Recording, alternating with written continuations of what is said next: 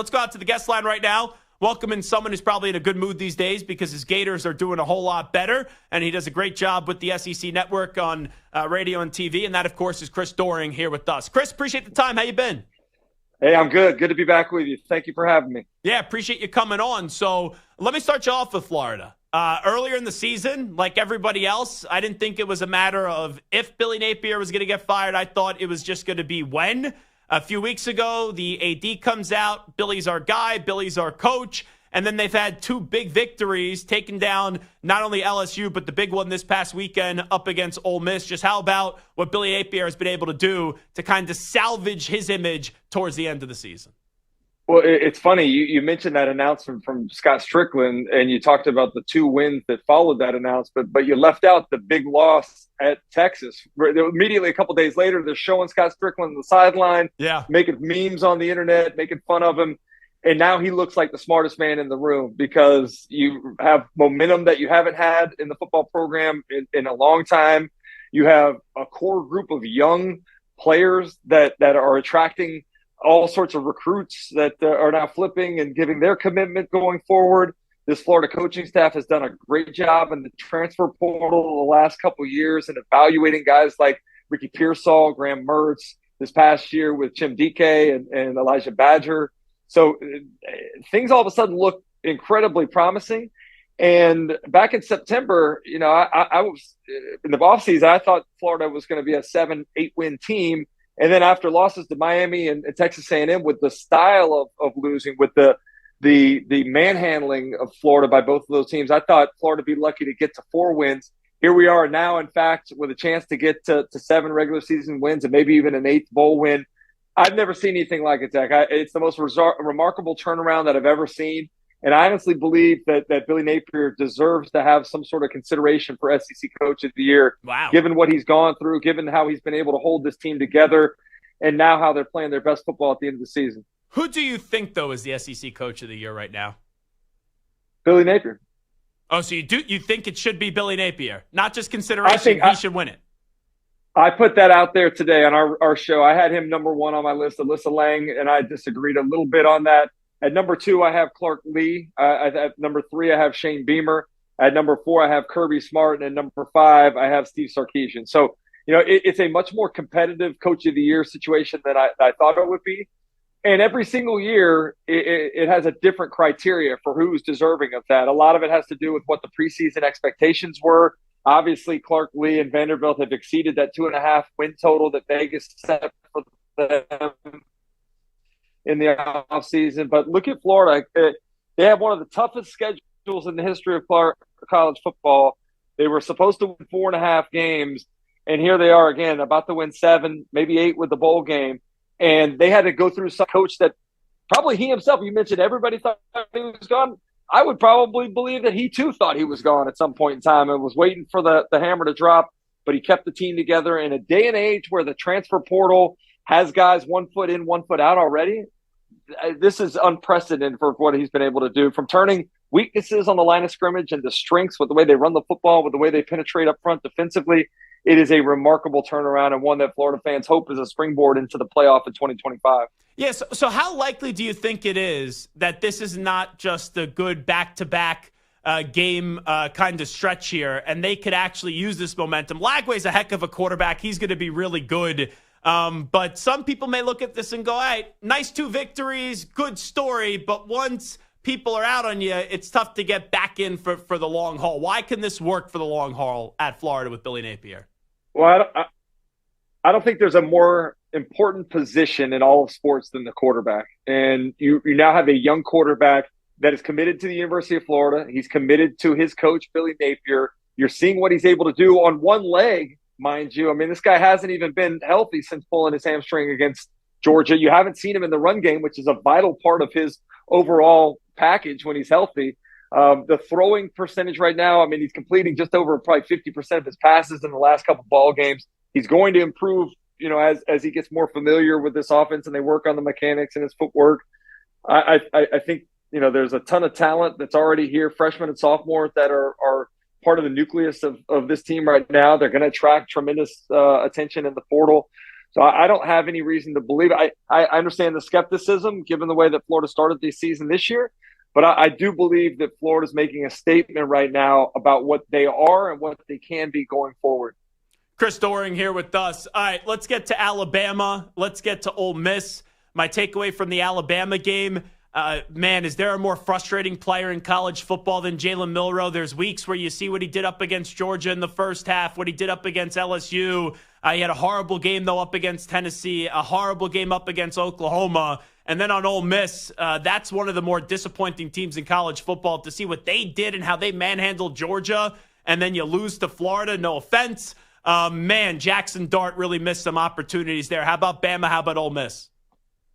Yeah, let's start with Ole Miss. And, we talk about losing to Florida, but really what killed them was a loss at home to Kentucky. I mean, in the SEC, you're seeing how difficult it is to win on the road. Kirby Smart talked about it a couple weeks ago. You have to win your home games, and you have to win your home games, particularly against the sub-500 teams. That game against Kentucky took away a lot of the margin for error, and they just weren't able to overcome a really challenging environment. I mean, Ole Miss certainly didn't play up to their level of expectation. They had 5 drops in that game. They were 0 of 3 in the red zone, not a single point. That part of the field went 3 of 14 on third down. So that was not how we've typically seen Ole Miss play this year. But I think you look at just a week ago, I was talking about who are the teams you don't want to play the most in the SEC right now. Number 1 would have been Alabama. Number 2 was Ole Miss in my book. And both of those teams seem to be playing on an upward trajectory. The Alabama thing may be the most head-scratching because I thought that they had figured out how to use this unique talent in Jalen Milroe. I thought that everybody was becoming comfortable in the schemes on the offense and defensive sides of the football. And here we are, they regress against a team like they were manhandled by Oklahoma. And credit to Brent Venables for keeping that team together. If we're going to celebrate what Billy Napier's done, we need to celebrate Brent Venables as well. And probably celebrate Hugh Freeze, 2-3 upset victories with teams that really had nothing to play for. But I'm with you. It's been funny reading a lot of the Alabama fan pages that think it's time for Milroe to move on.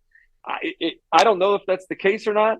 If the NFL is going to draft Anthony Richardson in the top 5, I imagine Jalen Milroe's a guy that probably gets the same.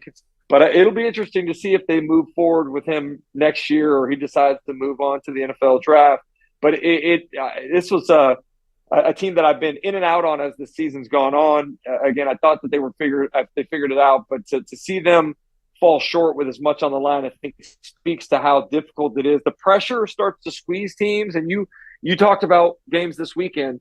There's a lot of games that we don't think are going to be much to pay attention to, but I promise you we're going to talk on Sunday about upsets that we had no idea would have happened because of how tight teams get when it's down the stretch and you're in that running for one of those 12 spots. Yeah, and I think one of those matchups could be Syracuse up against Miami. And if you're trying to get 4 SEC teams in, hey, one way to do it, A&M runs the table. But with that being said, I don't think that is likely. So maybe you need Notre Dame to lose to USC, and then Notre Dame would be out. It feels like bizarre to say this because I would have never said this before the start of the season. It looks like we're only going to get 3 SEC teams in the college football playoff, where I thought each and every year they would get 4, and maybe in some years they would end up getting 5. Yeah, literally just 2 weeks ago, I think I was bragging about the SEC having possibly 6, maybe 7 10-2 teams. And it was going to be, interesting to see which teams from the SEC that had that 10-2 record got on the left on the outside looking in. Now here we are with, Texas at that above that mark, Georgia at that mark as well, but not a whole lot left standing. So you mentioned earlier, do we see a 3-loss SEC team? I think an interesting team to consider is South Carolina. Yeah. And I know they lost games to Alabama and to Ole Miss, but I do think, one, you have to take into consideration the screw job that they had against LSU. The officiating was brutal in that game. And 2, they seem to be figuring things out. I think there's something to be said if we look back at the committee in the NCAA basketball tournament. They like teams that are playing their best at the end of the season. I think South Carolina has figured it out offensively, pairing that with one of the best, most complete defenses in the country. I think South Carolina would be a tough out. They'd be one of those teams that I wouldn't want to play the most right now if I were a team that it was in contention or in the playoffs.